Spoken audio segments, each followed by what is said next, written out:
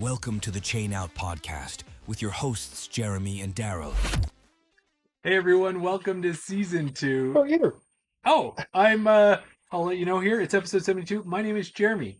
I remember you. Yeah, I'm a co-host. You used to be on a podcast once upon a time. Yeah, what was it about? It was about disc frolfing or something like that? You're not going to do Jeremy Gochi and just switch to Ultimate, are you?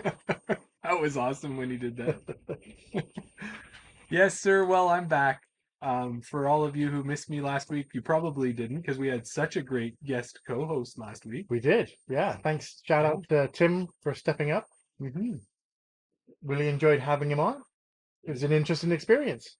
Well, and it was really cool for me. You won't know what it's like because you're the one that keeps leaving. I'm the one that gets the special guest co-hosts. Well, you are the technical wizard. I don't know what we would do if you weren't here. One day I'll go on holiday and then you'll have to do it. Yeah, we'll see. We'll see. Sorry. Maybe we'll be on holiday together and we'll just do it remotely. That's the only way you get holidays. You have to bring me with you. Well, speaking of my holiday, it was good. Thank you for asking because I'm sure you were going to. Yeah. How was your holiday, Jeremy? It was great. I went down to Huatuco, Mexico. Okay. First time ever being down there. Yeah, nice. Super hot. If you haven't been down there, they say don't go past April, and we were there right to the end of March, so we were as close as we were in that window. Right. Super hot, but I've got a story for you. Oh, I like stories. Okay. Before we left, Yeah. someone had asked me, it might have been Dylan, might have been Sam, had said, what discs are you bringing with you? And I said, I'm probably just going to bring a glitch.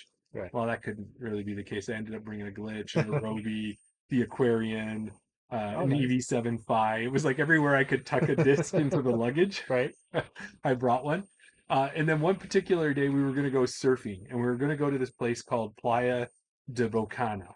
Okay. And it's a beach where it's a nice long beach. There's this Copalita River coming down from the mountain, and it meets the Pacific Ocean. Yeah, I'm picturing it. Yeah, well, you'll be able to see it because I did a couple videos, right? And they'll be on Instagram. Watch for them to be up there. But you could actually put 1 foot in fresh water and 1 foot in the ocean. But while we were there, the waves were insane. Like, it would be taking your life in your hands to try to surf these waves. Right. So instead, we just kind of walked up and down the beach. I had my Aquarian, my glitch, my EV7. So I had my son take some videos, and I was throwing these discs, and it was good, and just having a great time. Yeah. My sister-in-law's there, and she says, hey, with these really strong waves, what you guys should do is we should write our worries in the sand. So if we're worried about politics, or we're worried about money, or we're worried about whatever, write it in the sand, and these big crashing waves will, just crash in and take it away. Yeah. And I was too busy throwing discs. So I'm throwing discs, and one of them was the glitch, and the glitch is turning over as it tends to do when there's a little bit of wind. And I said, you know what I'm going to do? I'm going to put this thing on a little bit of hyzer. I'm going to get this thing to flip up. It'll be great. I don't like where this is going. Carry on. So I throw this glitch. It does not flip up. It stays on hyzer. It lands right on the edge of the water, right where the waves crash. I took 2 quick steps and said, I'm not going to make it. And the wave crashed over the glitch and tore it out to sea. That was the last you saw of it? That was the last I saw. Oh, no. But you know what I said? I'm just doing what my sister-in-law said. I didn't write it in. I threw a bad throw into the ocean. Exactly. And I just want the ocean to wash away my bad throws. I mean, it's a great story. Yeah. It's sad that you lost it. I mean, what glitch was it? You've got a few. It was a pink glitch. I've got 3 glitches. Oh, okay. I had 3 glitches. It wasn't a glow glitch or anything like that? No. Or a PDA glitch? Well, I got another thought about this, though. Yeah. Is on all of our discs, we write our first name, our initial, and our phone number. Yeah. So I'm just wondering, going out to sea to the Pacific Ocean, right? Is somebody going to call me from Hawaii or from Australia and say, hey, I found your disc? Exactly. That's awesome. Yeah. So that's my big story. But I heard that I go away. Yeah. And you just start breaking records. Is that kind of what happens when I leave? Personal records, yeah. Yeah, I got a chance to go out when we had some warmer weather. Rundle was drying out. We had some grass. Most of the Rundle course was grass. Got a chance to get out with our good friends Mark and Tyler. Yeah. Went out for a round at Rundle, and I think it was my first time playing Rundle in probably a month or so. Like, I know we played it once over the winter, I think I may have played it twice. Right. A Like- lot of times we're out at Hermitage. Yeah, exactly. Mhm. But we went out there, and you know what we always say, it starts with hole one. Yes. If you miss the Mando on hole one, Life is going to be tough. it's gonna you kind of think that that's the way your round is gonna go, right? But I threw the Firebird on forehand, made the Mando, laid up under the basket because I didn't want it to roll away. Yeah. Tapped in the par, and I'm like, okay, I'll take a par on hole one. It's a good start. Yeah, that sounds like a great start. Yeah. Proceeded to carry on the rest of the round, Mhm. taking a birdie here and there where I could, laying up under the basket, dropping in the pars. This game is easy. This game is easy when you think about it. Got all the way around and finished with a personal best at Rundle of -4. Okay. And that's not birdieing the ones that we expect to birdie, like the birdie alley, 10 and Yeah. 11. Those are kind of ones that we expect to get. They're not gimmies, but Right. we expect to be able to get in contention for birdies. But yeah, birdied 4 good holes. 2 of the 5 and 14, Mhm. the really short ones that you really expect to birdie. Those Yes, ones are yeah. gimmies. So I got those. Got 2 other ones as well. Got to 18. Okay. Yeah, that one's can change around. Yeah, I've never birdied 18. I didn't birdie it, spoiler. Okay. But got to 18. Ended up getting up near the basket. I had probably a 7 or 8 meter. Meter now, hey? It was, it was a 26-foot putt.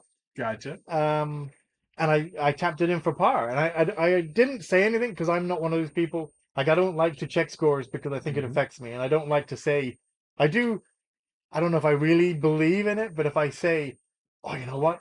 I'm going to ace this one, or oh, this is going to be a birdie, or I'm going to do something, Right. that's where it all goes wrong, right? I don't believe in saying it. I kept it in my own head, but I tapped out on 18, and I was thinking, I think that was a bogey-free round, which is, we can have, and I put it out on social media, and I'll ask you, because I don't know if you ever answered, and I'll put it out to the chat as well. Would you rather go -4 with, I'm going to do the math now. Would you rather go -4 with 4 birdies, Yes. or 8 birdies but 4 bogeys, Right. or would you rather go -4 bogey free? Bogey free for me. What Right, was the consensus? What was the answers you were seeing? bogey free. Yeah. Yeah, even though you're getting 8 birdies and 4 bogeys, and you end up with -4. You're getting 8 birdies, but you're getting those 4 bogeys. Right. But going 4 birdies and no bogeys it was a clean round. Yeah. Had a good result. So yeah, I had a personal best for me, -4, and the bogey free on top of it was a cherry on the cake. Well, congratulations. And I'm starting to feel a little nervous that these chain out battles are going to continue to go the lopsided way. If you're going to get -4 at Rundle, I'm in trouble. One time. I haven't repeated it yet. Okay. I did just sign up for a Rundle League, so You I'll have have a lots chance. of experience. I'll have a chance to progress, and that's what I'm thinking. I'm thinking if I can shoot -3, -4, do I want to do that? Because then I'll be in a higher tier. Maybe I'll start off by just missing a few putts and getting that lower tiers, right? Yeah, you'll start off with a bogey round +18. Yeah. There you go. Dino's saying Bogey free round. That's bogey what she free round. Nice. Well, that's good. Now, another thing which we were telling everybody was we were getting to our 350 subscriber giveaway. Yeah. We hit 350. We left that contest open until the end of March. Yep. You cut it off.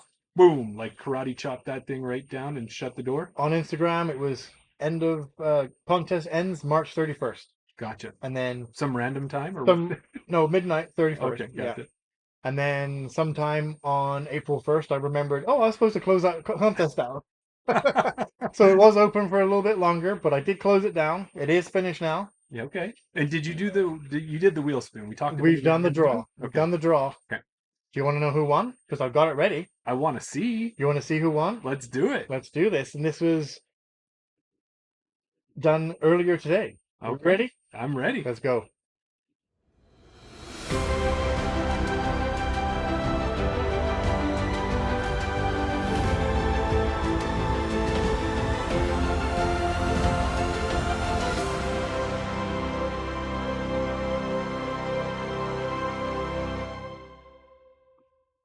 So P. Clark DG, did you do some research and find out who P. Clark is? I don't did. know by name. I don't know him by name. I believe his name is Paul. And if you Okay. just keep talking for a few seconds, I will bring him up. Yeah.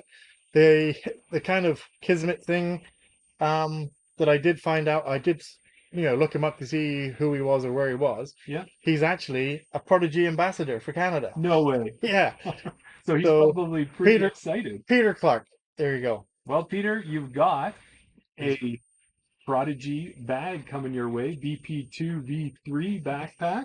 I'm Did, reading off the back here. did you see Prodigy's post of their new disc that they're coming out with? No. So it was a M4 V4 Pro Max version. And then Lane Mosov put under in the caption, he's like, when you finally fit, or something along the lines of, when you finally figured out our or you thought our naming conventions was bad, or something like that. Some M4 V4. Was that an April Fool's? Yeah, it was an Okay, April Fool's. Gotcha. Well, we got this bag for you. On the side, we've got you a goat towel that kind of goes with the yellow and the green there together. You got some birdie beads here that are color matched. This awesome Hops and Heiser, which, did you even realize?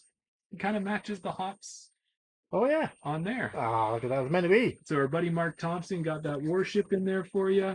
We got a Edgar Pig, thanks to Tim Plamondon last year for donating that one. Dina Dyes Discs gave us this beautifully dyed Brave. Thank you very much. And of course, we still got to get one to Jeremy Goche. He wants one. Is one of these Yeah. amazing redhead woodworking chain out wooden minis. So this is all coming your way. We'll send you a message and you can send us your address. And that was all just for 350 subscribers. yes, We're closing in on 500. I wouldn't say we're closing in, but I mean, it's right around the corner. But what will we have for that? well, that's what I'm trying to say. That we give these amazing prizes away, and that was just for 350. What are we going to do for 500? Well, and I think You're going to caddy for somebody at an event? Oh, and if that's what somebody wants as a prize and they're close enough that we could do it, I would Air do it. travel not included. Yeah, exactly. Well, do we not have a couple extra discs and stuff already set up for the 500 giveaway? Yeah, we do. Okay, cool. So Don't ask me what they are, but we do have. We've already started on the next prize. nice. So we'll score on that. Yeah. But you'd mentioned Lane, and Lane had been so nice to give away 6 discs when he was on the show, and those have just arrived at our listeners. It took a little time, but they got there, and that's exciting. Yeah. But you had kind of put a thrown away comment about, we were joking about Vancouver and Calgary discs because they have all those NHL discs, Right. and you were like, and you'd made a throwaway comment, didn't Yeah, I just kind of said, and it was more of a comment, the fact that we are so lucky that we get to give away all these great prizes that we get donated from our guests. you? Mm-hmm. And I happen to say, oh man, we always get to give these prizes away, but we never get anything ourselves. And it wasn't really an asking, it was just It was more of a begging. Well, Lane took it to heart. He decided that we shouldn't be left out. Right. And he did send us, and like you said, you think he was going to sell us some Canucks or some Flame stuff? No. So thank you very much, Lane. He sent us a PA3, Fractal. Fractal PA3 with the Oilers logo on it. Pretty sweet. Yeah. I'll take that from you. Thank You you. take that one? Okay, that's mine. But Oh, okay. okay. And also an Edmonton Oilers PA5. Nice. And I don't know what kind of plastic those are. That's the 500 plastic, I think. And these were the Heritage Classic ones. Yeah. So these were the ones that Gander Disc Golf actually had put on an Oilers versus Flames tournament. And that's where this disc was put out for that. And it's actually a numbered disc. So it's a numbered disc? Oh, yeah, it's a numbered sweet. disc. Mm-hmm. And if that wasn't enough. What? There's more? There's more. Another Edmonton Oilers P Model OS. Oh, there you go. So I think I'm gonna have to try and do some practice putting and see how these ones go. Yeah. But I think the PAs, they're pretty good. They're putt approaches, so they've got some good for distance and kind of that, I guess, laying up under the basket. You know what? As much as you say, so this is like the base plastic. I don't know what I think it's 300 plastic or something like that. Yeah. But actually just holding it in my hand, You like it? it actually feels pretty good. I don't know if it'll replace my zeros, Yeah. but I don't know. It's kind of grippy. You feel that. I know you felt them before, but like if you... Not too bad, eh? So there you go. Well, thank you, Lane, for those. And that's some stuff that came to us, and we always want to give back to you guys as well. Obviously, the giveaway there, but we have some discount codes for you. We're happily sponsored this year by BR Disc Golf. And if you use Chain Out at checkout, hey, that should be our new thing. Use Chain Out at checkout. You'll get 10% off. Yeah. Yeah. Brendan's just asking where the Leafs discs are. I think I saw them. No, I don't want to go down that road. We leafed that one alone. There you go. And then also, we're sponsored by Cardinal Disc Golf. They give us the cool threads that we're wearing. Use Chain Out there and get 10% off. And if you like board games, there's a board game all about disc golf called Chains, the Disc Golf board game. Check out that site and get 25% off with Chain Out. And then, of course, our friends over at Goat Towel Yeah. have also given us a discount code to give to our listeners. And that one is COP15, COP15. That'll get you 15% off your Goat Towel purchase. Not a sponsor. Not yeah, well, a supporter, but not a sponsor. A supporter, Yeah. not a sponsor. Exactly. And all these codes come from your guys' support. So keep supporting us. We really appreciate it. We were trying to get to 350 subscribers. We're all the way up to 376 now. 376 as of time of recording. Yeah, that's amazing. So working on that 500 subscriber giveaway. One of the things you could do is check the bell if you're already subscribed. It'll remind you when we go live and we put out awesome content for you. And what's happening after Chain Out? After Chain Out is our new, I say new, but it's like you said, we're 17. This will be the 18th episode Yeah, of our Around the Basket podcast. I think 19th it might be. I think you did 18th with Tim. But either way, it's up in those numbers. It is. And so, I'm just thinking, okay, sure. yeah, either way. Yeah. I either got it wrong or you got it wrong. I'm just thinking because I think that's what I put out on social media. So Yeah, it must be true if I put it out there. It's in black and white. Sure, sure. It's in blue and white. Well, last week you had Tim on. He joined us not only for Chain Out podcast, but he stuck around and did Around the Basket. Yeah. You guys did a great episode. I really enjoyed it. There was a few glitches, but we had fun. Yeah. We had the dynamic duo on last week. We spoke to Chris Underwood on the Chain Out podcast, and then on the Around the Basket, we spoke to Chantel Badinsky. Oh man, I missed out. Brendan says 377. Oh, look at that go. So yeah, and it was cool when you had Chantel on because I think she was a little bit kinder than maybe she wanted to be, but she did talk about hole 18 at Sprinkle Valley, and I was excited to hear her thoughts because I know it was kind of contentious, and it's been fun watching what Mint Discs has been putting out about hole 18 and kind of joking about putting a triple Mando in front of it and canceling the hole and all these different things. So that was pretty cool. But tonight we're going to have Jordan Alway on the show. Yep. We've had him on before, and he's going to come back. He's the tour director for the Cold Garden Tour. We're going to talk about that, a little bit about Lost Egg. We got some PDGA stats. It's going to be a great show. So make sure when you're done this one, immediately head over to Patreon, sign up as a free member or any other option you want. You'll get a link. And Daryl's always put together a little, what do you call it? It's like a slideshow. It's a fun collation. Yeah, like That's what I like to say. historical documentary of Chain Out that Yeah. you can watch. But yeah, and if you don't watch ATB live, what you can do is you can catch it on the weekend when it does release on YouTube. But if you catch it live, you can comment, ask questions. We'd love to have you there. But let's get to the guest, Daryl. I would. Okay. Tonight's guest has been playing disc golf since 1995. That's got to be like 4 or 5 years ago? Yeah, no, No, a little bit longer than that? like 30 years ago, my friend. Wow. He is the tournament director of the Big Bear Classic, one of Alberta's oldest and most challenging disc golf tournaments held in Canmore, Alberta. Yeah. He is also a course designer and works with DiscGolfPark, one of the leaders in disc golf design in the world. We're delighted to welcome Matt Riordan to the podcast. Hey. Hi guys, thanks a lot for having me on. I'm really happy to be here. I will correct you. The pronunciation of my last name is Riordan, Matt Riordan. Oh, okay. Well, that was one of the Thanks, questions. thanks for allowing me that. Yeah. Yeah. Well, we didn't ask that question, but the one we were going to ask is when we talked to a lot of people about you and saying we were going to have you on the show, a lot of people were like, yeah, Matty. And we didn't know if we'd already reached the level where we could call you Matty, but by screwing up your last name, I think we might have to do a little more before we get there. I think this is it. 7/18 on April 2nd. We've reached that point, guys. Maddie is just fine. Yeah, thanks. All right. Perfect. Perfect. There we go. Maddie's easier than Riordan anyway. Well, now we know. Oh, yeah, we got it. Once someone tells us, we'll get it right. Yeah. For sure.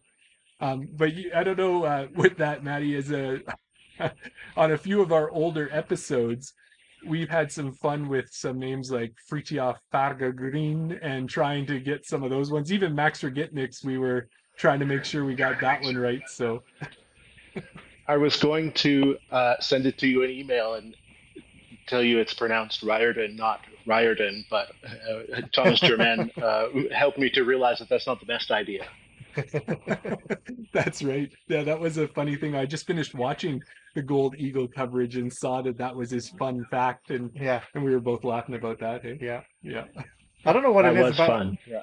about our guests. We've had Sophia Janecki. We've had Thomas Germain. We, you know, Yeah. I don't think it's the guests. I think it's the host. yeah, I think so. Well, Well, Maddie, it's interesting because for a lot of disc golfers, we see these names on Disc Golf Scene or on PDGA or on social media, and we kind of go ahead and just build a pronunciation in our heads. But it's interesting Yeah. to chat with disc golfers and get these things figured out for sure. 100%. Yeah. Well, the last time we got a chance to see it was down at Falcon's Flight. We talked a little bit back then, talked about having you on the podcast, and just goes to show it does take a little time for us to get everything lined up and get the schedule going, but we're so happy that we finally were able to make it work and have you on the show tonight. Yeah, you bet. This is actually my second opportunity to speak on a disc golf podcast, and I'm looking forward to it. Thanks for thinking of me, guys. Yeah. Absolutely. Well, now, if I can say, we were checking your PDGA page, and we know that PGA gets set up sometimes quite a long time ago, and it says that you're in Banff. Are you still in Banff, Alberta, or where are you these days? Yeah, I moved to Banff in 2001, so this is definitely home now. This is where I met my wife, where we were married. We bought our little condo in 2014, so this is home. It's a real privilege to live in a national park, you know? Oh, 100%. Yeah, like to be in one of Canada's most popular tourist destinations and not just be visiting it, actually being able to live there, that's a pretty awesome thing. I'll tell you what, it never gets old. Like the views we have, even just out our windows here, and my wife and I went snowboarding today, and it's just yeah, we love living here for sure. Very lucky. Yeah. I don't want to get you to pick because I don't think you can. But when you look out the windows, do you prefer seeing the snow in the mountains, or you like looking out in the summer and going for hikes, playing disc golf? When I first moved to Banff, or let's say that's kind of about 2008 or 9 when I started taking disc golf a little more seriously. I used to be a snowboarder who disc golfs sometimes in the winter, but now I'm absolutely a disc golfer. I only snowboard when it's really good or a different kind of opportunity. But man, we played a full course at the Canmore Nordic Center right through February this year, almost up till March. So that was a real treat. We were pretty fortunate to be very dry all winter. Well, Wow. there you go. Yeah. Well, and with it being at the Nordic Center, it is still playable in the winter. There's not a problem trying to negotiate the cross country skiers at all.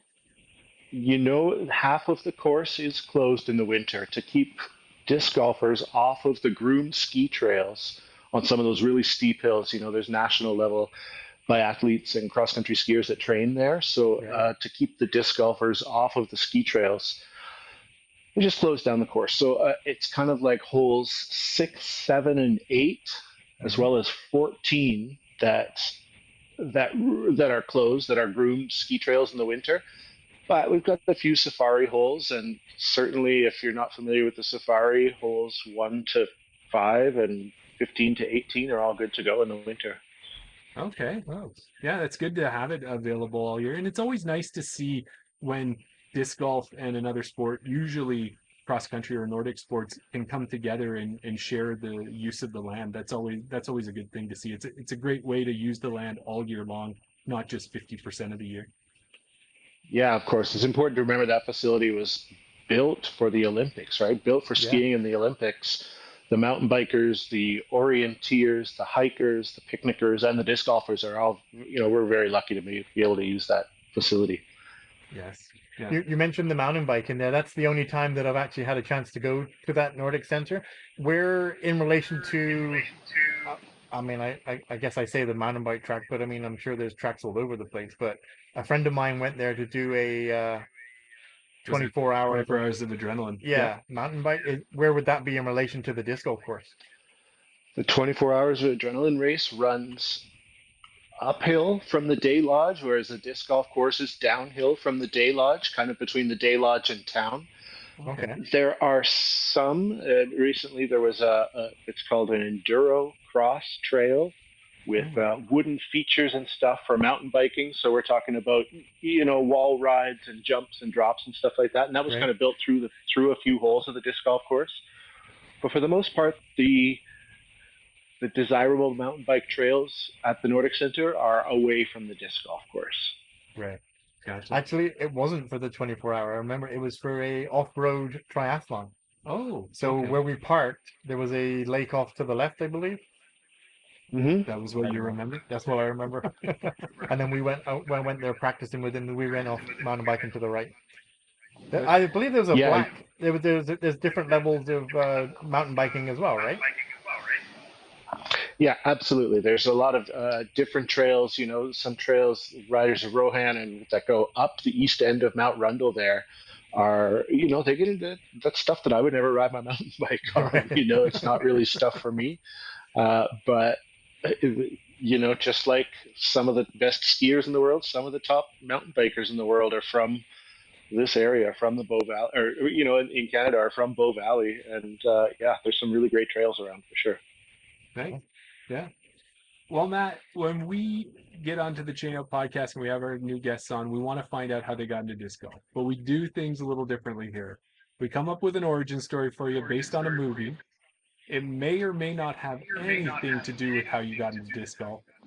It's usually based on a movie, and our listeners see if they can guess it. After that, we find out the true story, and here we go. I've been looking forward to this for like 6 weeks. Okay, go ahead. Okay, here goes. Maybe since a young age, you've been an explorer, nature lover, and athlete. Looking for a sport that fit your lifestyle, you came across disc golf. You would take your favorite disc, the Instinct, with you on mountain hikes and throw it at tree targets while you hiked. One day in the remote wilderness of Alberta, you were exploring the mountains and trails alone. Your disc went astray and fell down a canyon. You rushed to retrieve it, but a rock shifted and pinned your trusty Instinct between a rock and a hard place. You gripped it tightly and didn't know what to do. Days passed, your water and food got dangerously low. You knew if you let go of the disc, you'd never see it again. After the 5th day, tired, hungry, and at your end, you realized you had to do the unthinkable. You took out a knife and cut the disc in half. The experience made you stronger, and the half of the Instinct you saved has been in your bag as the bag captain ever since. Now, I'm pretty sure that is exactly how you got into disc golf, but why don't you maybe muddy or clear up some of the details? Hey, you know what? There were definitely some parallels there for sure. First of all, that movie, chat, that's 127 hours, that movie. Ding, ding, ding. That movie struck me, man. That was something that I thought about after I watched that. That's great. That's one of the hallmarks of great art, if that makes you think about it afterwards. I did start throwing discs at trees. I was in Victoria, the University of Victoria, throwing discs around the campus. Instinct wasn't out at that time. I threw a number 2 flyer.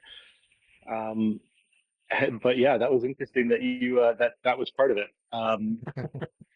So yeah, a little bit of disc golf in Victoria, very casually at that time.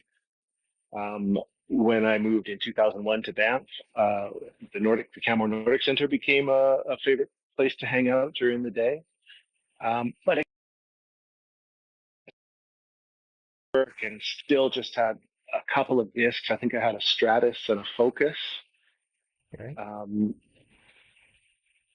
And then that course was closed. The Nordic Center course was closed in 2003 and reopened in 2004.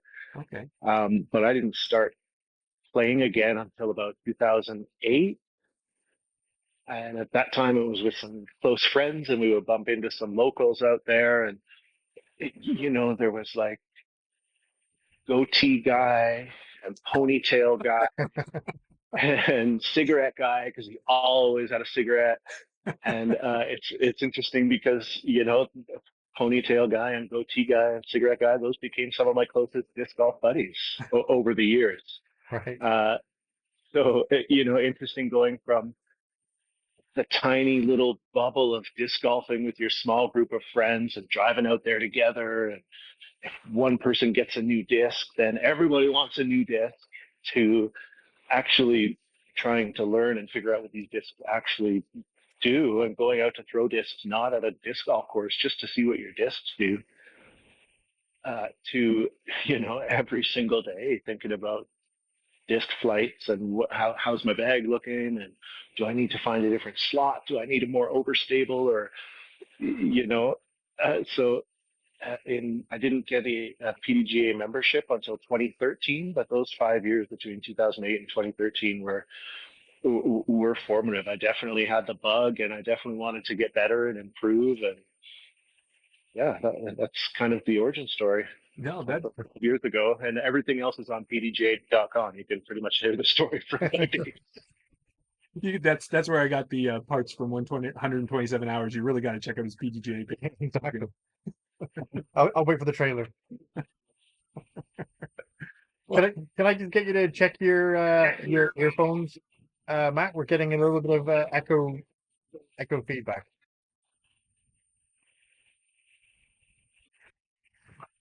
Is that any different? Well, what we're getting audio when we're talking, and I'm not hearing it now. So I think whatever you did is good. Thank you.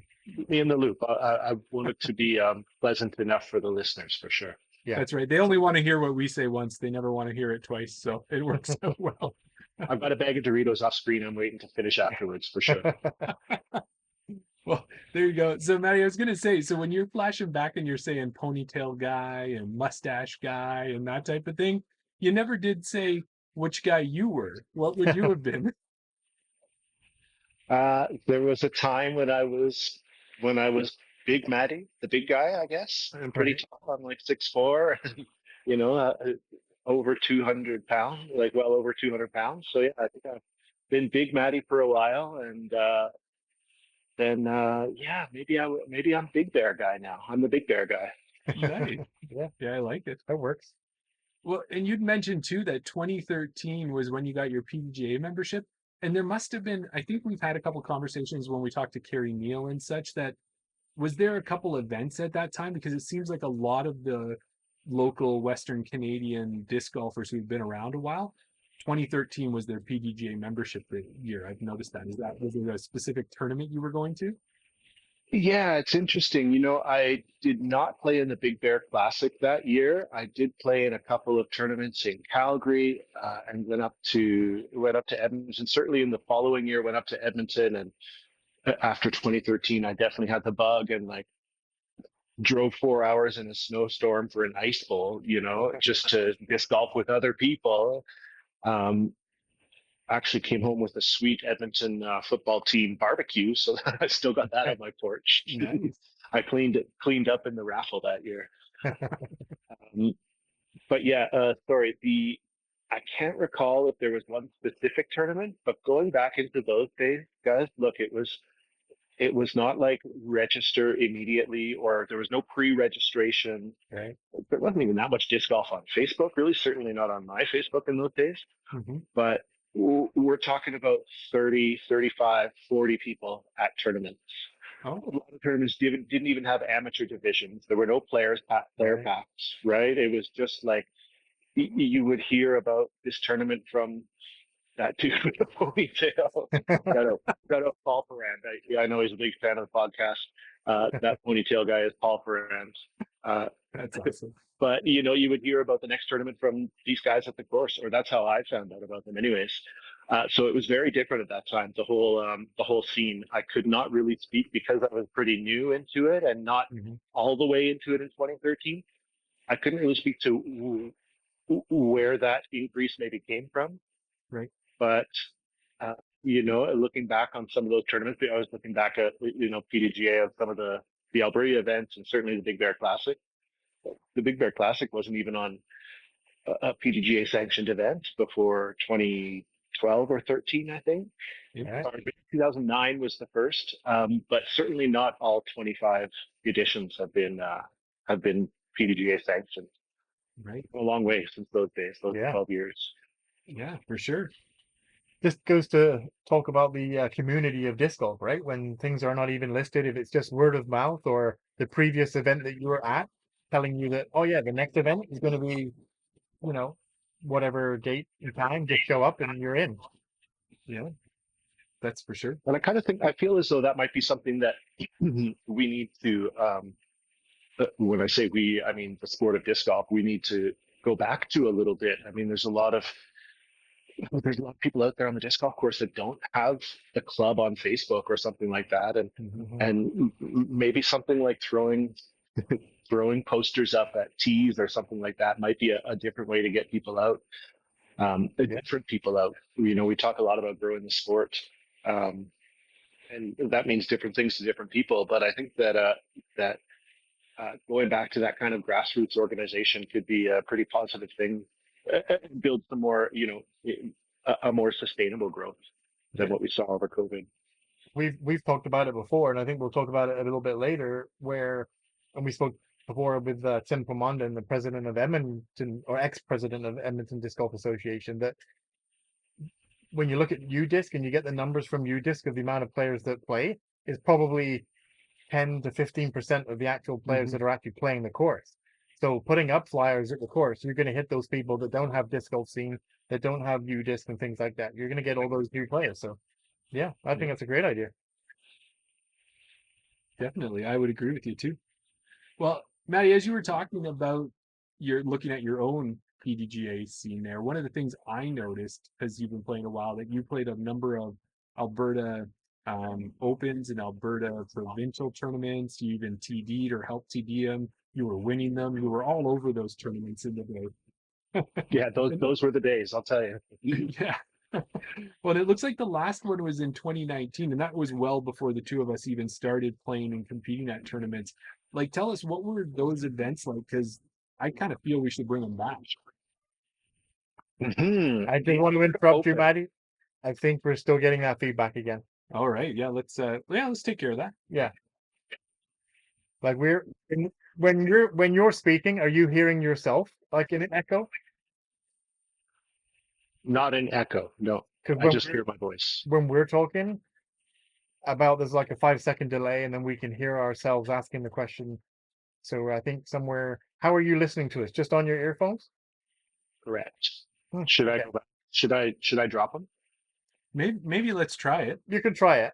Let's Yeah, see how that Yeah. works. Okay. I'll try Normally, dropping having them. the headphones on is, acts for that echo cancellation. yeah. Your microphone isn't picking up the speakers, but I'll drop them for a few minutes. My wife's gonna kill me. Sorry, honey. Love you.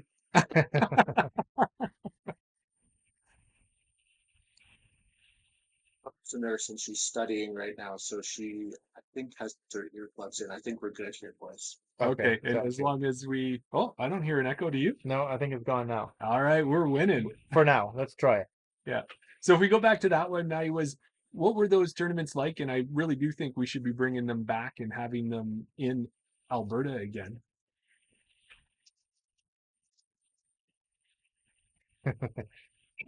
Oh, and now he can't hear us. So Well, but this is where you keep talking. okay, yeah. Well, anyways, as he's working on that and you're working on that, Yeah, so my whole thing, and I'm going to put this out there, and I know you've had some opinions on this, right. and what that is my thought has been, is that we talk to a number of different people. Yeah. Yeah, and when we've talked to a number of different people, Canadian Nationals comes up, and everything that Matt Lizak and Andre Lauder have done with Park Pro to create the Canadian Disc Golf Tour. Yeah. But a lot of the people we talk to will say, well, Canada's so big, it's really hard to have a Canadian Disc Golf Tour and go left and right and everything else. And my thought, and Daryl's going to probably have his hand hovering over a button, but I'll let you speak your piece. what my thought was is that those provincial tournaments could come back, and you could have a Western event, and then you could have an Eastern event where you're competing in kind of a tour, hitting the provincial tournaments and some other big A tiers or B tiers that are involved. And then after that, bring everybody together for nationals wherever it is that year, and then determine who is that best Canadian. And that's why I wanted to ask Maddie about. I value your opinion, but you're wrong. All right, I hear you. Yeah. But anyways, I'm not a fan of this idea, but I'm really excited to hear what your thoughts are on it, Matt. Uh, Listen, our country's huge, right? And I think that it's while it is incredibly fun to go and travel to PEI or to Vancouver, or frankly, even to Edmonton, Grand Prairie, Fort McMurray, Lethbridge, even 4 hours to get away for a weekend, it's hard, man. It's hard. And so, with that said, Canadians have shown that they're willing to travel to these events when the courses are amazing, when the tournament is run impeccably, and when the weather's good and it's cheaper to travel, maybe. Um, with that said, I think going back to the grassroots way of building things, I think that the regional events, the provincial events, even the Western Canadian Championships, are a bit more feasible and a bit of an easier way to get up to those 200, 300 person events, the A tiers that draw from the region. But with all that being said, I think that Can Disc Golf is doing an amazing job to share, let's say, share nationals Mm, between different regions. Yes. Going back and forth between the East and West is great now. Um, I did not go to Clearwater last okay. September. It just wasn't in the cards for me. But I have golfed up there before. I like those courses. I think it's super fun. With that said, I don't think it's the disc golf destination that it could be, and Mhm. probably even in British Columbia, there are other just now. I don't know who had bids in, right, and what was Yeah. involved in those bids, Yeah. but I think that it really does need to be. I mean, there's a reason that Ben Smith on Prince Edward Island with his team was able to run really amazing nationals, is because that is a spectacular disc golf destination that people Right. have heard about. They've heard their friends going there. They look on UDisc and see that there's a dozen courses on that tiny island they can play, and they're going to Mhm. play 3 or 4 great courses in the tournament. And I think that that's the way to draw people, is having a really great destination. Yeah. Yeah. I should clarify. I don't hate your idea. I don't think it's that bad of an idea. But the way that you proposed it was we have Western Canadian provincials, and Hmm. then that almost being like a first round. If you win your Alberta provincials and your BC provincials, then you go to this Western Canadian provincial or championship or whatever, That was one of and the then versions. the winner of the Eastern takes on the winner of the Western. And I didn't really know how that really worked. And I think if you're doing that, then you're segregating Canada. You're saying, I said to you, then how does that go for?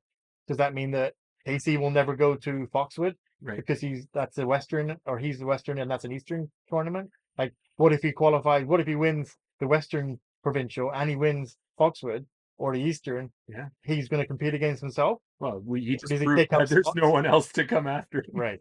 I do like the idea of having like Alberta provincial championships in BC, and then maybe Saskatoon or whatever, and having like a Western Event. pinnacle Yeah. sort of thing in an event. But the way that you had it didn't make We'll much. work on it. Yeah, We've got a lot we'll of things in workshop the it. workshop here, Maddie, so we'll keep working on that. But one thing you did mention was the fact of the bids, and that was a really good point, because there are still places like, Ben out east, as you mentioned, Craig doing stuff in the Vancouver area, Dennis doing Clearwater. There's some areas in Canada that can handle it. Daryl Banks and the group out there doing Ontario this year.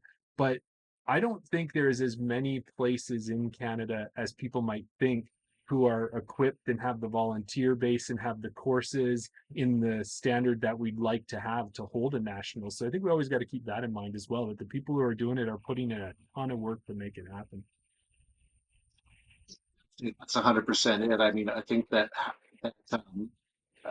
having the facility is first and having the facility is very important, but first and foremost is having the team that's willing to put on this massive event, right? And host disc golfers and want to put on a great show for everything. It doesn't matter what courses you have available if you don't have a team to put on the tournament. That's the most important thing. Yeah, Yeah. agreed for sure. Okay, so now that we got you right back on it, I want to give one more hit on that Alberta provincial. Just tell me a little bit about when those were happening, because they did rotate through the province. And did you qualify for them back then, or was it just another tournament that you could enter and it just happened that Calgary held it one year, Grand Prairie holds it another year, that kind of thing? Yeah, that was it. Now I'm not privy to whether or not there was a bid process or whether it was as informal as somebody saying after last year's provincials that we'll do it next year at Edmonton or we'll do it next year in Grand Prairie. I suspect that the PDGA coordinators probably had something to do with it, but the provincials did move around. Different tournament directors, different clubs, different courses hosted the provincials. The Alberta Open did move around, but it was originated by Craig Burrows Johnson, CBJ, Oh, yeah. which that can be a bit of a four-letter word in Alberta disc golf, but there's no denying the contributions that Craig Burrows Johnson has made to the scene, the sport in Alberta. He's actually a member of the Alberta Sports Hall of Fame for his contributions to disc golf. Okay. So he put on the Alberta Open. He built the trophies, and he would host it in Lethbridge, in Calgary, in Wetaskiwin. I believe it was in Canmore one year. And they would move around. There were legacy trophies, but the tournament itself would move around. So I don't know if it's, we have the Cold Garden Tour. We haven't had a cohesive Alberta tour, but under that name in the last few years. But as things have changed, and there's more clubs hosting more events on more weekends. Uh, I feel like an event like an Alberta Open or an Alberta Provincials would be huge draws on the calendar for disc golfers all over the province. Yeah. Yeah, I agree. And as you said, is living out here in Alberta and driving 4 hours to go to Jasper if you're live in Edmonton, or driving 4 or 5 hours to go down to Banff Lake Louise. We're able to drive pretty much anywhere we need to get to in 4 or 5 hours. So having it in Grand Prairie one year, having it in Lethbridge another year, like to make it that one big event where you're going to see all the players that you kind of see scattered throughout the year at different tournaments all in one place. I really like that idea of that cohesiveness of it. Yeah. I think you do see a little bit of that at tournaments like Falcons Flight and Lost Egg and certainly Big Bear. Mm-hmm. But I think that if there was some regional pride involved in hosting a rotating tournament, I feel like that would help to push that event forward, having different regions, different clubs trying to outdo each other and make it better than last year's event. Yeah. And even too, I know in some of the other provinces that might be an opportunity for them to do like club championships where a club might go against another club in some match play tournaments or maybe a doubles event. It's just so much opportunity. I could go on for this forever, but I will not do that. What I will do is I'm going to pivot here and I'm going to take us to one of those awesome tournaments that you're talking about. And that awesome tournament is the Big Bear tournament. And when we ask players about the best tournaments in Alberta, it comes up almost every single time. It's inevitable that it will come up. We hear stories of glory, we hear stories of tragedy, but no matter what we hear, everybody remembers that tournament. Now, Daryl and I, as we said, we've both been to Canmore, but we've never played the course. And you have been the tournament director of it as well. Tell us a little bit about that tournament and what makes it so special. You can scratch everything I said about the team that's willing to put it on. And the course is what really makes it. That course, the Canmore Nordic Center disc golf course, is just it's amazing. It's iconic. It is, it's held the test of time. That course was reopened in 2004, and almost the current iteration of design. There have been a few changes recently, Right.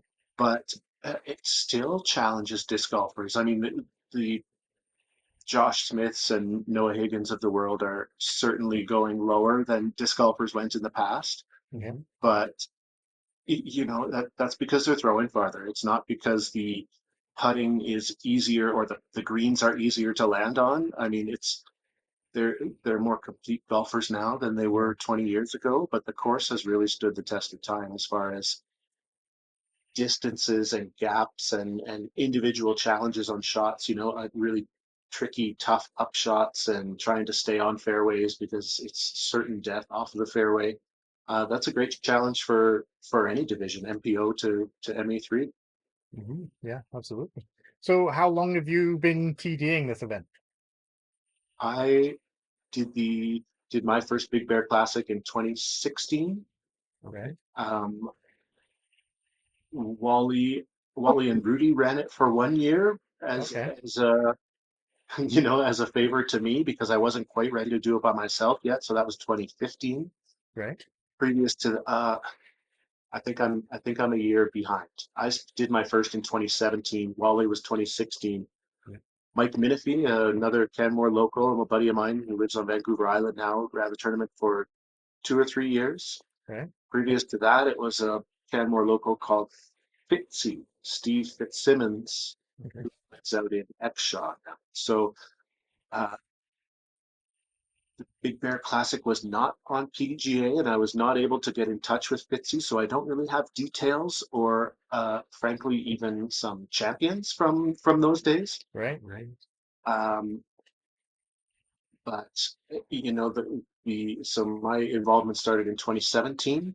Yeah. The first few years I had a co-tournament, Chris McBurney was the tournament director. I was assistant tournament director because I really wanted to play. Yeah. Gotcha. The year that I decided that I was done playing and tournament directing at the same time, I had a long weekend and a battle with other disc golfers, and came down to the end of the third round, and we sat down and we counted the card after tapping in our putts, and I said, "Oh," we counted up. I said, "Okay, that's 56. Okay, well, Jeffrey, you beat me. Congratulations. I really have to use the washroom, and I stashed my bike out on the 11th hole, and I rode my bike back up to Tournament Central and used the washroom. By the time I came back out, it turned out that I had signed an incorrect scorecard, which resulted in a two-stroke penalty, which resulted in me losing the tournament by 2 strokes. In fact, we were tied, and I basically conceded and rode my bike off because I really had to get back up to Tournament Central. So it was running an event is a lot, and to try to disc golf on that weekend at any kind of competitive level is just it's a little too much. So Right. I get a real kick. I have played in enough disc golf tournaments and enjoyed enough courses that I get a kick out of providing that experience for 144 golfers to come and enjoy the course and enjoy the Big Bear. Yeah. But you mentioned it's a pretty special occasion to come out there and play. This year is even more of a bit of a special occasion, a bit of an anniversary. You want to tell us a bit about that? It is the 25th Big Bear Classic, so a quarter Right. century. It has not been quite an annual tournament. We did have to cancel two in 2020 and 2021, but this is the 25th. One of my goals for the last few years has been to get another course at the Nordic Center for the 25th. Unfortunately, that's not going to happen, Right. but we'll look forward to hosting players and giving them we're working with a Canadian company called Lucky Lines to do some pretty cool apparel for the tournament rather than you know I love throwing Discmania discs, but a lot of people just say, "Oh, that's a cool stamp," and throw it in their bin and never see these discs again. And really, Yeah. which disc golfer really needs two more discs, right? So we're looking forward to some really unique, kind of iconic apparel with this Canadian company and manufactured in Canada. So the amateur players can look forward to that. A little bit different, and the Big Bear has that course, the Canmore Nordic Center, and you mentioned the lake right beside the course or beside the park. Um, we don't need a lot of frills at that course. Mhm. It's very rare that people are super interested in playing a doubles round or a low round after completing 2 rounds at the Right. Nordic Center. Um, but it's a real treat to just kind of sit there on the picnic tables and decompress and just soak up the views and the Yeah. vibes around Tournament Central. So yes, while it's not as big and exciting as some other tournaments, as far as tournament directors call them on-course assets, flags and inflatables and things like that. Yeah. The course the course kind of speaks for itself. It's you against the course and you against your card mates out there, and that's what the Big Bear Classic's all about. Yeah. You mentioned then about your for the 25th anniversary, you're trying to get a second course put in there. Was that just going to be a pop-up course, or would that be a permanent course? Is that something that you're always looking forward to? Looking Yeah, to try and get in?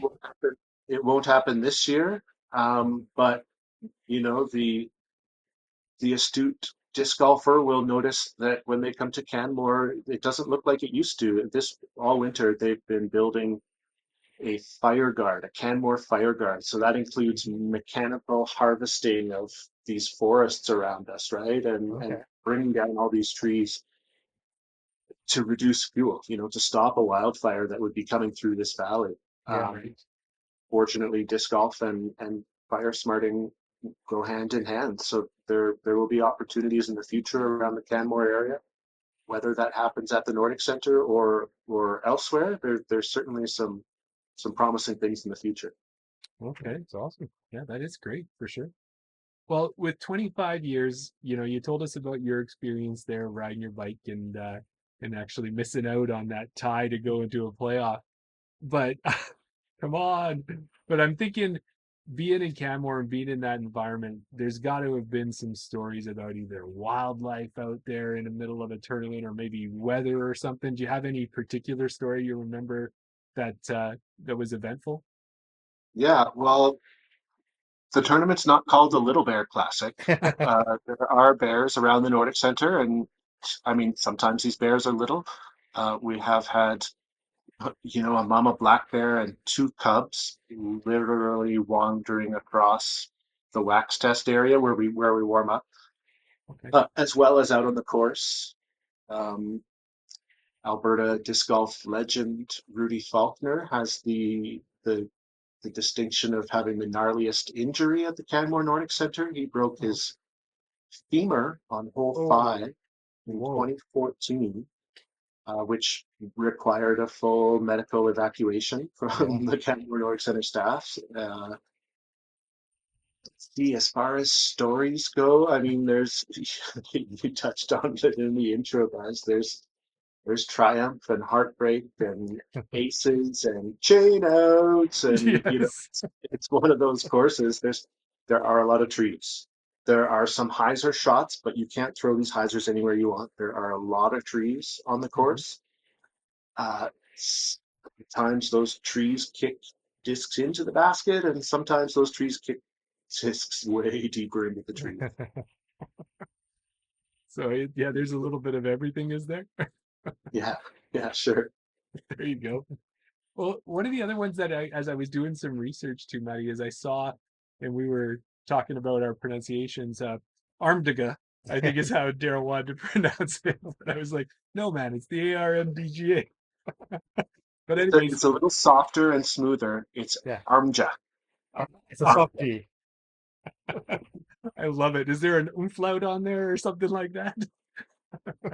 Not quite yet. No, RMDGA is the not-for-profit that I use to put on tournaments. So at the Nordic Center, there are certainly some fees involved with hosting a tournament there, closing off the course using the warm-up area and the wax room and stuff like that. So if you're a not-for-profit, there are reduced fees. Okay, So gotcha. RMDGA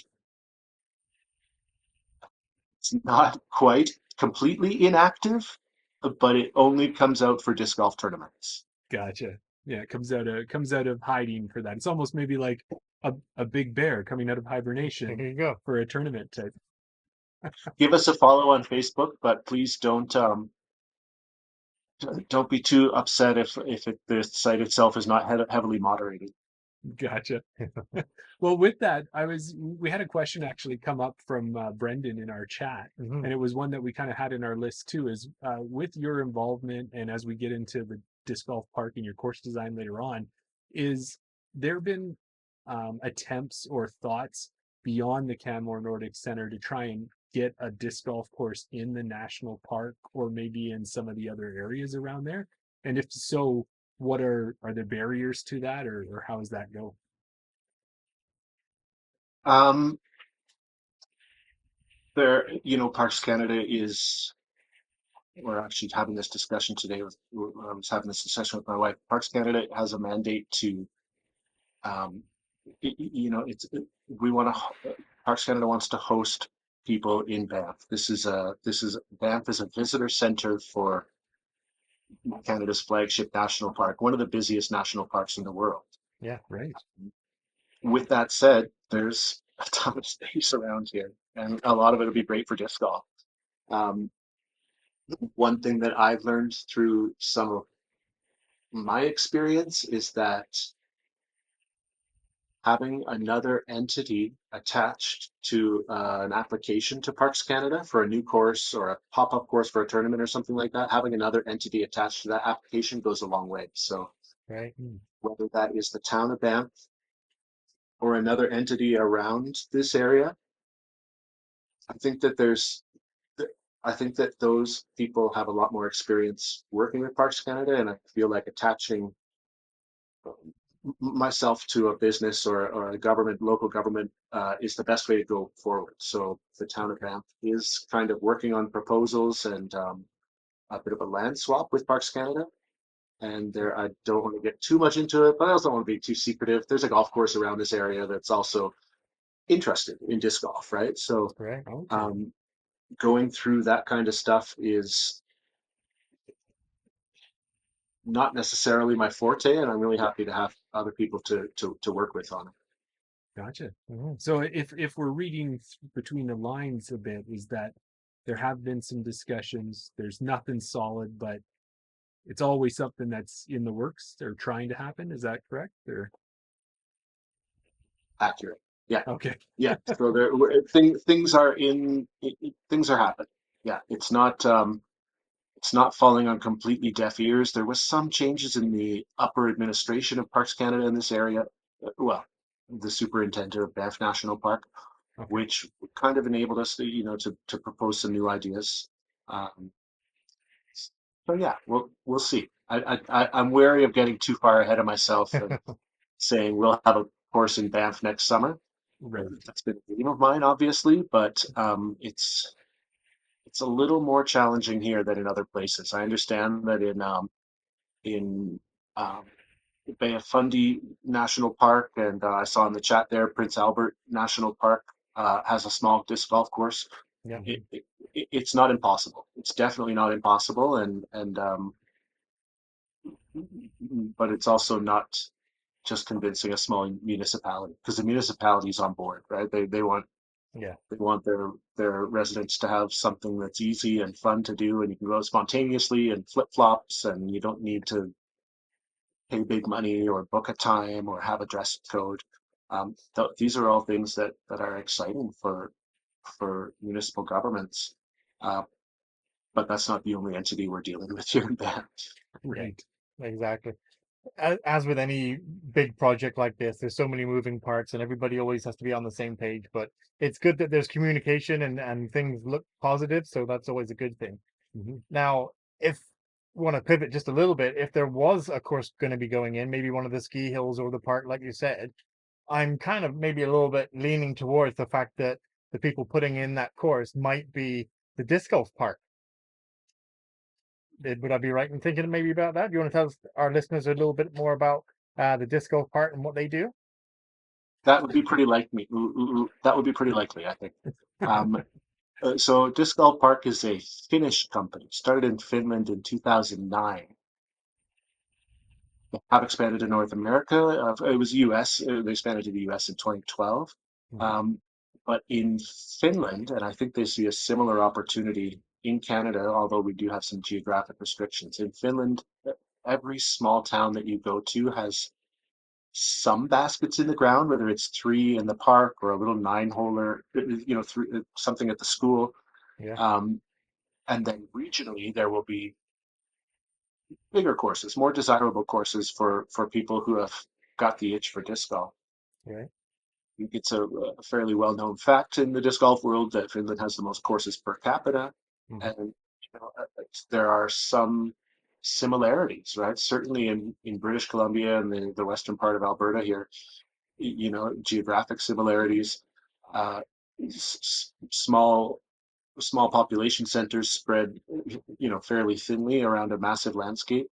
Um, One thing that Disc Golf Park does is make it really easy for people who, for a region maybe that doesn't have a disc golf club, Disc Golf Park will sell a plug and play disc golf course. You don't need to worry about sourcing concrete tees and getting a bunch of different quotes for targets, although we are happy to provide quotes for targets. Mhm. We'll take care of everything: signage, tees, targets, doing an introduction day around the course for the community, some lessons and clinics and stuff like that, and really helping a community to grow up around a course. Right.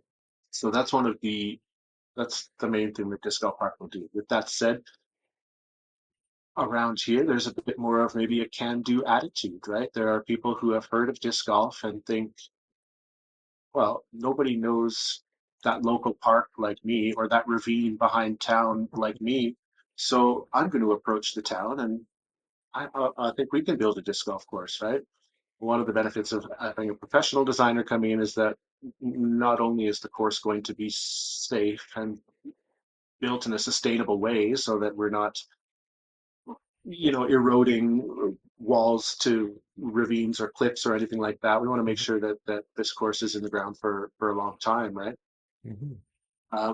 But also we want to make sure that the course is accessible to the desired audience, right? Not just the one disc golfer who wants to make a course for them and their skill level and their throws that work, but having a course that's accessible to newer players, but at the same time challenging, or maybe there's a few of those courses around, and Yeah.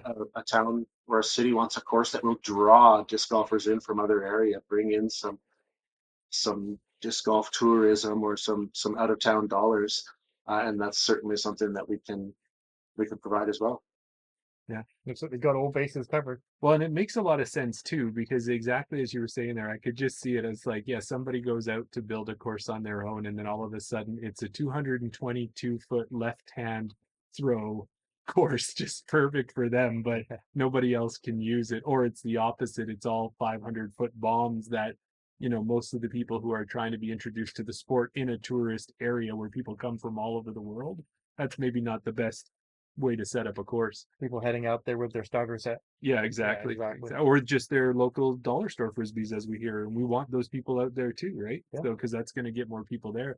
But it does sound so. Disc Golf Park is pretty much like a one-stop shop if you're going to build a course, is it? And kind of depending on what the budget is, they'll either allow, like you could add or subtract. Like maybe you don't have the funds for T signs, but you want to make sure you have your targets and maybe T pads come in later. Is that kind of how it works, or?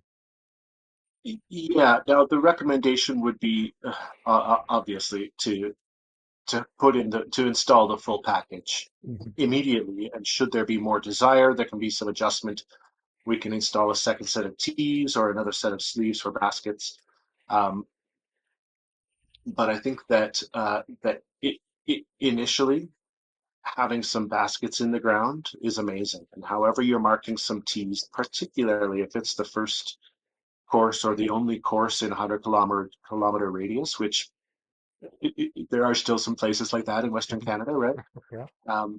You want it to be as accessible as possible, and there are also some pretty tiny towns around here, right? Not everybody has the recreation budget of a city of Edmonton or a city of Calgary, or even a town of Banff. Mm-hmm. No, that's for sure. Yeah. Definitely. Well, and looking at Disc Golf Park, it doesn't look like it isn't just about the courses. It's kind of like their approach to it is it's making things multi-use, making things connect with nature. And I was kind of curious more about the multi-use parks. Like I think maybe Rocky Lane Fairways is kind of attempted it a bit, or what is a kind of a multi-use disc golf park look like? Multi-golf would include at least two forms of golf and maybe three, right? So you could play a pitch and putt golf course. You could have a disc golf basket on the green, and you could have a foot golf hole that the disc golf basket is coming out of. Now that means for your pitch and putt course that maybe instead of a 3-inch hole, we're looking at an 18-inch hole. But this is just the kind of another kind of facility that can get people out, families out there together. It can be an accessible sport for people, different abilities and different restrictions, but it's, you know, anything to get people out using a park is great for really, incredibly desirable for towns and cities to have available. Yeah, Yeah. for sure. Now when we did look too, I was really amazed by one of the numbers I saw, Daryl, and Yeah. that was that they said that the disc golf park concept has completed like almost, maybe the number's there now, but like almost 500 installations throughout the world, which to me I was like, yeah, I know they're associated with Discmania, but like putting in 500 courses, like, Yeah. yeah. That's pretty amazing. Like in your travels, Maddie, have you had a chance to see some of the other courses, the disc golf park courses that are out there? I have not been up to see the disc golf park in Yukon, but Okay. one of these days, Right. my schedule will align, and I'll be able to make it up to Yukon in July. I have played Kings Pine on PEI. Yeah. Uh, that's it, guys. I haven't disc golfed at all in Europe. That's definitely something I'd like to do in the future. It's a bucket list for us. Yeah, Yeah. exactly. I don't know any disc golfer out there that hasn't got a European disc golf trip somewhere in their bucket list. Exactly. Yeah. For sure. So, with your involvement in the disc golf park, has there been some projects that you've been involved in? I have not completed a certified complete disc golf park yet. With Okay. that said, I've been, uh, uh, we've got over 400 disc golf park baskets in the ground in Western Canada. Right. Um, Myself, I've been involved in building 3 courses, but Okay. none of them have had the budget immediately to go full disc golf park, the signage, the tees. Right. Essentially, I mean, the baskets are, let's say, mid-tier pricing, either turf or concrete or um, a rubber mat tee pad, Yeah. and then the signage, which is designed in Europe but printed locally on site. So it's not a massive cost. It's not out of line with what you would get from local designers and local concrete companies. Right. We just haven't quite had one yet in southern Alberta. But between Nipika, Yeah. Right. Nipika Resort, Yearling Creek is the name of the disc golf course at Nipika Resort. Was the first one I built with Jesse Tomelty and Casey Hannemeyer in 2020. Right. Um, After that was Up the Creek, just south of Golden, BC, and Parson, BC. Okay. It's at a resort called the Columbia Wetlands Outpost, right? And so the outpost has kayak rentals and camping and an Airbnb on site. They've got a swimming pond and this. If you've seen it, you know you're gonna laugh when I say this, but it's literally a 400-foot slip and slide dug into a trench Right. that ends in this pond at the bottom. Right. So shout out to the Rusty Ratings series. If you make it to the Rusty Ratings finale in Yeah. Golden, you'll get to play your last round of the Rusty Ratings series on Up the Creek, and the course is fun, but the amenities on site are incredibly unique. Really, really cool. Cool. Yeah. So Up the Creek is really fun. At the Columbia Wetlands Outpost, the guy who owns it, Mark Teasdale, is a forestry contractor. So not only does he have access to any kind of equipment you could want, but he also has a team of, he's got staff that are looking for something to do in the off Okay. season from forest fires. Yeah. So the fairways that he cut into, I was hesitant at first walking around this property, quadding around this property because it's incredibly steep. And I'm thinking, wow, Mark, do you think we can like terrace out a fairway up there on that slope? And he's like, well, I don't know if we can do it this week, but we can do it for sure. I said, well, okay, man, let's do it. So there are some really incredibly unique fairways, like stunning, spectacular views. One of the prettiest disc golf holes that I've ever seen. Um, yeah, Up the Creek in Parson, BC is a really cool course. Yeah. And the most recent course that I opened is called Red Tail Ridge. That's just west of Calgary, say about 12 or 15 minutes west of the ski jumps on number 1. Okay. It is right off the highway, right beside the highway. In fact, when we've got an event there, you can see vehicles parked, from the highway, and you can see what are those groups of 4 people in red shirts doing over there. Right? But that course it's really great. It's very compact. It's in about 23-acre forest with some openings as well. But there are some very technical holes, nothing too terribly short, just over 200 feet is the shortest hole. Okay. Some very technical holes, but also a lot of wide open space, some uphill bombs and downhill bombs. Um, a very pretty course and a pretty unique course in the Calgary area too, with its technicality. Yeah. Sounds like a great course. Yeah. Yeah. And you mentioned about some tournaments coming out there soon. It sounds like you've got some tournaments planned all year.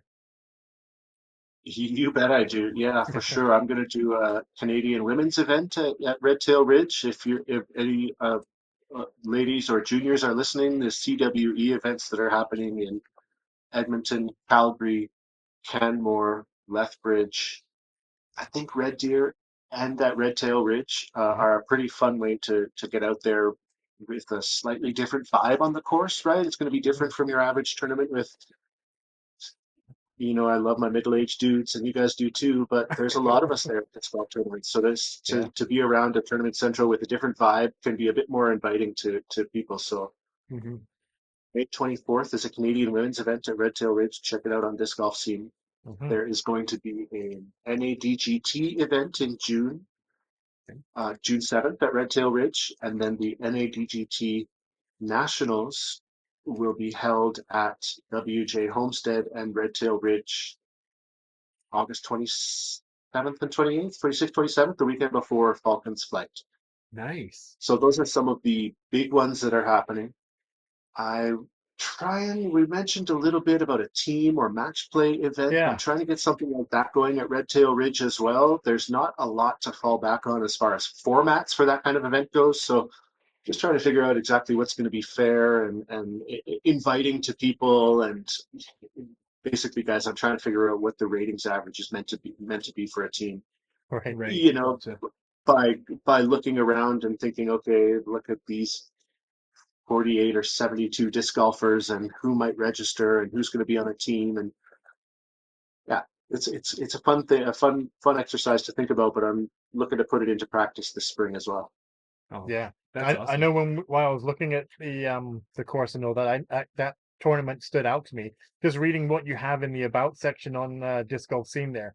So teams require 6 players with an average rating of 940. I mean, this is what you have there right now. Obviously, you said you were working on some things on that, but a team of 6 players is what stood out to me. Yeah. So you have 8 teams of 6 compete for the title, and then the first round. I mean, I don't know if you're sticking to this format, but first round consists of singles 9-hole stroke play To see. to seed the teams. Yeah. Then second round 9-hole singles match play versus players on other teams in your bracket. Yeah. And then a third round of 9 holes doubles match to determine the championship rounds. Okay. So it's something, a format that we've never seen before. Yeah, that sounds really cool. Yeah, and certainly with the preponderance of disc golf events in Alberta this year, I really wanted to try to offer something different to disc Yeah. golfers. And, some people might look at that and think, oh, what do these words even mean? But also some people might think that and think, oh yeah, me and my homies from Wetaskiwin are driving down for that 100%. What even is a 940 rating average? But we want to go down and be a team, right? So Yeah. yeah, just looking to offer some different events. Yeah, absolutely. That's the thing that stood out to me. It's just, yeah, you see all these different tournaments, but they're all, two rounds in a day or 3 rounds on a weekend or whatever. But to see a match play double of a team that big, yeah, That'd be definitely caught my eye. Well, and even too, I was thinking. Different opportunity to promote a bit of a vibe around the course. Yeah. If you finish your match early, you want to follow around your other teammates and see how their match is going, and maybe pump. There might even be a bit of a gallery out there or something, and I think that one of the things when I was building Red Tail Ridge that I considered was spectating. you know, there's a spot that's just above the 18th tee pad where you can sit in the shade and see groups on 16, 17, 18, 1, and 2. Oh, Wow. You're playing in a tournament, and you know, let's say it's not a huge tournament, there's no MP40 division, but you somehow snuck onto the lead card of MPO, and you're walking onto the 16th tee, and you can see the other four groups as well as your group here. Yeah.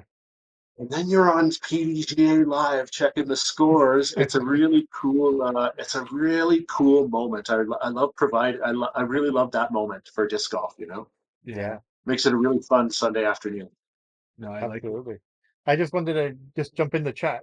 Oh, did you? You go ahead. Well, I was gonna say it's, got me already thinking playing in group play and stuff. We'll talk to Tilly Hat guy, homemade cart guy, and suspenders guy, and we'll make sure that they all come down with us. Exactly. But go ahead. What did you have there? Yeah, no, and we've always like to include the chat in our podcast here, and we have a listener that has actually played the course. And for anybody that wants to have a good look at the directions, it's 3 minutes past the A&W truck stop at the Highway 22 junction. Oh, There you that's go. good. I know exactly. I direction. do know where that is. There you go. Yeah. Right. He says it's a beauty of a course, but it abused me. But I love it. Yeah, There you go. So shout out to Sam, who has gotten around for quite a lot of courses. Sam likes to get out and play different events, different courses. For sure. Yeah. Yeah. Well, Maddie, when you were mentioning Where's Sam from? Where's Sam disc golf? Sam's from Edmonton area. He Yeah. plays a lot out in the Spruce Grove, but he's all over town. He went down with his partner Sam. They go by Sam Squared, and they went down to Belize and specifically planned it to go participate in a tournament. And they both won their divisions. So They went to NAGGT in Texas. yeah, they live the disc golf life, and it's awesome to play with them whenever we can. Yeah. I think. Do you remember meeting Sam because he mentioned going down to Texas? Yeah. Okay. Right on. Right on. There you go. Well, I was going to say, Maddie, I've brought up Nipica because 2 Thanksgivings ago, I was able to be out there for the weekend and play the course. And it's amazing. I love that course. It was so much fun. When you get to that par 5 that's up the hill and you can't even tell where the basket is, it was, there's just a whole bunch of things. I wax on about it to Daryl all the time. And I even had one of my discs go down to the river on the front 9 there and had to go on our way home. I stopped at the bridge and walked all the way back to retrieve it. So I've had all of that, and I just love the course. So it's great. It's amazing. I can't wait to try your other courses if they're anything like that one. But the one thing I wanted to see, or go ahead. Isn't the fall such a beautiful time to be out at Nipica too around Thanksgiving? Like it's just so pretty, isn't it? It was so pretty. And then even in the evening, like if you do happen to stay up at the cabins there, which we did, the stars out there in the Milky Way, you don't see anything like that in very rare places where you see how beautiful it is. And you're just seeing satellites and shooting stars. It just was the best weekend ever. But, Yeah, I love that place so much. One of the things I like best about it is that it's not quite equidistant in the middle, but I can meet my buddy Jesse Tomalty. Shout out Jesse, he's a huge fan of the podcast. I can meet him there, and it's kind of in the middle for us. yes, Right. Jesse Tomalty has been shoulder deep in the Kootenai River digging a disc out for me, so I'm pretty grateful for that. Well, I may have one of his Excaliburs if he's ever gone over the edge there in the river. It was sitting there for a while. I picked it out when I was down there. No name or number, but one of the things I kind of want to do as we're getting closer to the end here, Maddie, is that when I was in Nipica and I was out there at Thanksgiving, it was busy with people at the cabins, but there weren't as many people on the course because some of them didn't even really know what it was or only played those holes that were in the field. So a couple mornings I went out on my own. And when I got way back out there, there's nobody around. It was like, I'm all alone. I've got this course to myself. Daryl, it almost felt like I was on an island the way I was out there. There you go. It's so good when Jeremy's back. He's got these segues down just on point, Jeremy. Now it's time for Desert Island Discs. Picture this. You've taken a relaxing cruise, however the ship goes down. You manage to swim to an island. Fortunately for you, there's an 18-hole disc golf course. Which 3 discs are you taking with you on the island? I did wonder where you were going with that one. And I was going with you. You were meandering, but we got there in the end. So this is the part of the podcast where we like to find out if you were on this fictitious yacht or craft and you got stranded on this island, you could only take 3 discs with you. What 3 discs would they be? Uh, these discs actually never leave my side. I've got them all right here, so I'm Ooh. glad that you asked. I did know where you were going with that segue, Jeremy. It was beautiful. Oh, Uh, thank you. First, I'm going to go with the maybe a bit less traditional way. I'm going putter, fairway driver, 10 speed. Putter and two Yep, fairway drivers. I'll sure, good. start with an S-Line P2, swirly S-Line. My Ooh. good Jesse Tomelty, huge fan of the pod, Yeah. uh, gave me this one in 2019. So if you've disc golfed with me in the past 6 years, you've probably seen me throw that disc. Okay. Uh, I can make putts with this, but I love throwing P2s. I can do a lot of different things, angles, nose angles, hyzer angles. I love throwing putters. I'm really good at, well, I'm pretty good at it. I can always get better.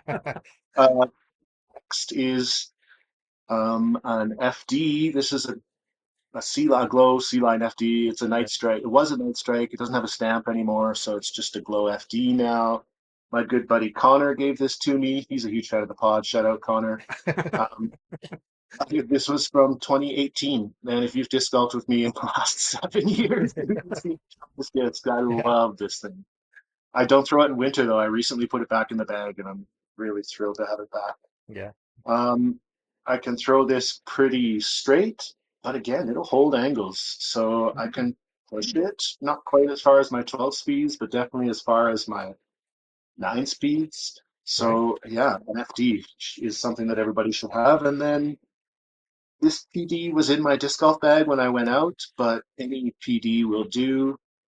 It kind of hits a, let's say, 9 speed overstable Firebird slot, but also allows me to push it, and I can power grip it or fan grip it and make some different lines. Right. This blue one's pretty blue with a rainbow stamp. P2 FD PD. Awesome. Now, as a fan of the show, I've been thinking about what course I would want to play on this. Oh, Oh, look at this. that's awesome. Sorry for jumping ahead, guys. Hopefully we can throw an edit in there. Um, but yeah, I think that I always, anytime somebody asks me what's my favorite course, I always preface it by saying, well, my home course is the Canmore Nordic Center. Yeah. So I will preface this by saying my home course is the Canmore Nordic Center. I know it like the back of my hand. I often don't think about how I'm scrambling. I just let my hand take over and get out of these trees, right? Yeah. But if I was going to be on a deserted island, I think that I would want to play a new course. And there's a new course that is kind of hot on the scene, and I haven't played it yet. So that course is Caliber in Sandpoint. Right. Okay. Yeah, And we've heard. because Caliber, Motherlode are on the same property, it's obviously going to be on the same desert island as well. So I think that that makes sense to have 36 holes available. Also, the big thing about this course on a desert island, it just means that it's not in the United States anymore. So I would feel a lot better every day than spending money to camp there. Um, but yeah, I think that these 3 discs would get me around Caliber and Motherlode just fine by Yeah. myself every day for eternity. Yeah. That's perfect. I think that's probably the most comprehensive answer we've ever had. And most well prepared. I love it. Yeah, exactly. So I just want to go back to the chat because Dylan Froelich is in the chat, and he says that he's bought some pretty sick discs off from you, and then when you put up that PD not PD2 P2 the or P the FD. no the P2 he said yep, that exact mold. Yeah. So I don't know if you've sold them, but Dylan's been a buyer. Yeah, I go through phases. Sometimes I'm like, oh, I would really like to try this new disc. And then sometimes I'm like, gosh, do I really need like 12 S-Line P2s in my garage? Like this thing should see the light of day. So Right. Dylan Froelich probably got a really sick, maybe Sky God or Sky God 2 or something like that. Nice. Hope that it was definitely not new. It was definitely inked and thrown. So I hope that it's still flying for Dylan today. Oh, that's great. Yeah. Well, there you go. He said Sky got 2. He thinks it was. So Nice. you're right on the money. Those were really, really sexy, like purple and blue swirls. Yeah, I remember those, Dylan. Oh, that's Perfect. awesome. Well, Maddie, we appreciate you I joining us. just wanted to go back to the chat because we always like to Oh, okay. include comments from our chat. It was a point that was made earlier on, but it was from Kevin King, and Kevin King is a big fan of the pod. Yeah. So I just wanted to bring up a comment that he said there that there's no denying that CBJ's positive influence on disc golf in Alberta. That Hall of Fame induction was well deserved. So I just wanted to give Good him a point. bit of a shout out as well. Well, there you go. Hey, and if I can just throw it in there, maybe consider reaching out. I bet CBJ would love to come on the podcast and would have some amazing stories and would be able to fill in a lot of holes that in the history of the disc golf of Alberta for Oh sure. yeah, Yeah, absolutely. that's great. Yeah, like because we've had Wally on in the past, and we've had Chad Gamlin, and got a little taste of that history. But it's one of those things that we definitely want to do as well, right? Yeah, Add some more for sure, guests like that. absolutely. Yeah. Well, Maddie, it brings us to the end here, and this is a part of the show where we want to give you the floor, just in case there's something that maybe we missed or a shout out that you wanted to throw out there that we haven't covered yet. So, floor is all yours.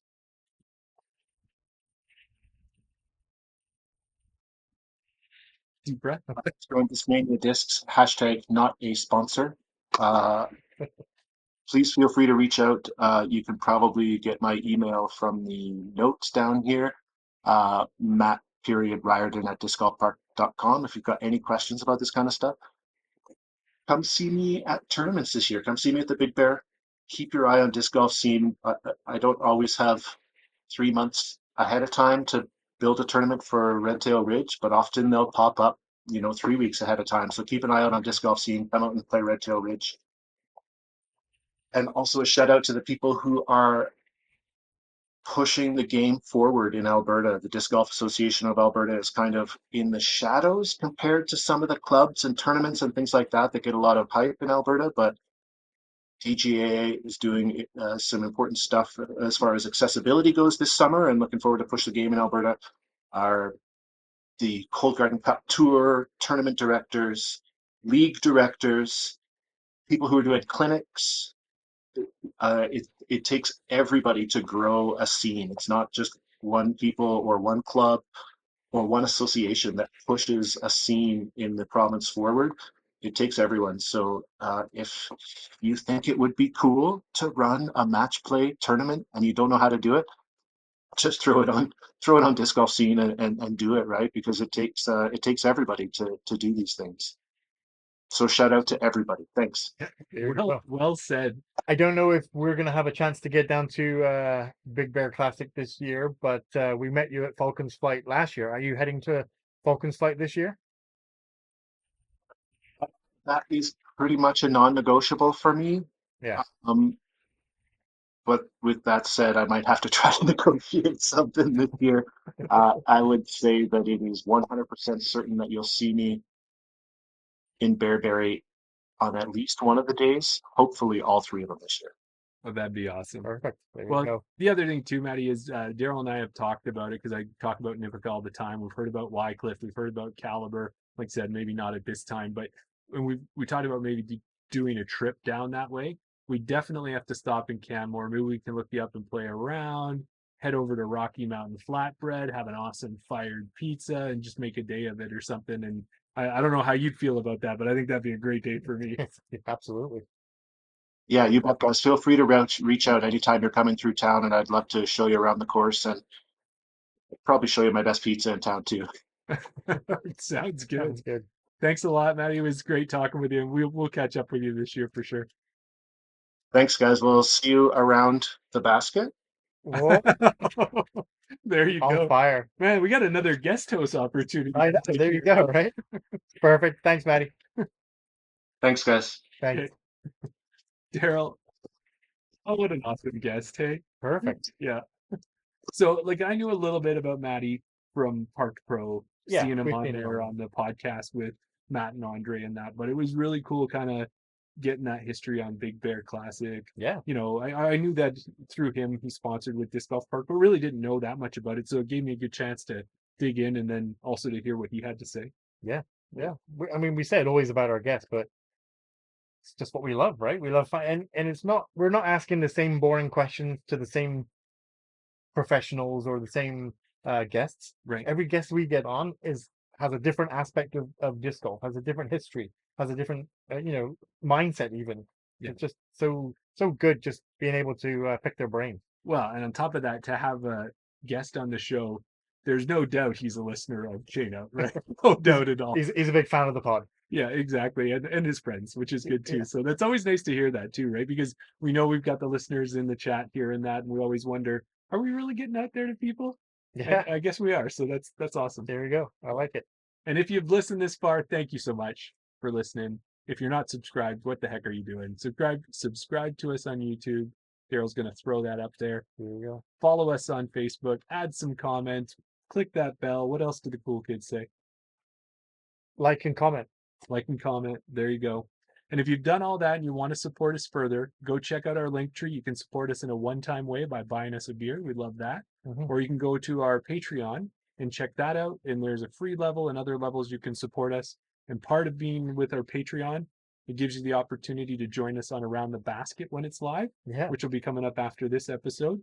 And it will also give you a chance to ask questions and do that type of thing. But if you don't do any of that, Around the Basket comes out on Saturdays usually, so you can check it out there. Absolutely. Have you started adding it to a audio one too? I have. Oh, you did? I kind of put it out there, kind of like under the radar, to see what feedback we would get. But yes, when it goes live on YouTube, it's going to be going live on Spotify as well. Okay. Yeah. So if I kind of thought that maybe people that don't watch us live or don't watch the chain out on YouTube, they'll listen to it on Spotify and Apple. For Right. people that don't watch or listen to Around the Basket, they don't get a chance to listen to it, right? So I thought, why not? Let's put them out on Spotify as well. Yeah. And I think before we wrap up, what I want to just say too is thanks to our awesome sponsors, BR Disc Golf and Cardinal Disc Golf. And as we said at the top of the show, we've got discount codes for you all over the place. So check that out and make sure to take advantage of them. But Daryl, before we get to Jordan Alway on Around the Basket, we should kind of wrap this thing up, shouldn't we? We probably should. And I know you've got something just lined up and ready to go, don't you? I do have an FD. And I Okay. think you have an FD as well. Oh, yeah, I do. Yeah. FD is a great disc. Who doesn't have an FD? And an MD3 is my other one that's always a great disc. Yeah, exactly. Yeah. I think I've got one of those as well. But I never played Nipika, so tell me a hole where I'm going to throw the FD at Nipika. Well, I think at Nipika, it starts out fairly nice and Right. easy, like in the fact that you're in an open meadow Right. that's got a little bit of a hill on it. So I think on hole one, you just pull it out on hole one. You've got some trees on the right, some trees on the left, but a fairly wide gap with a basket at the end. It's like I'm telling you, when he designed this course, it's like, okay, I can play this game. This is okay. Oh, this one's a little bit different.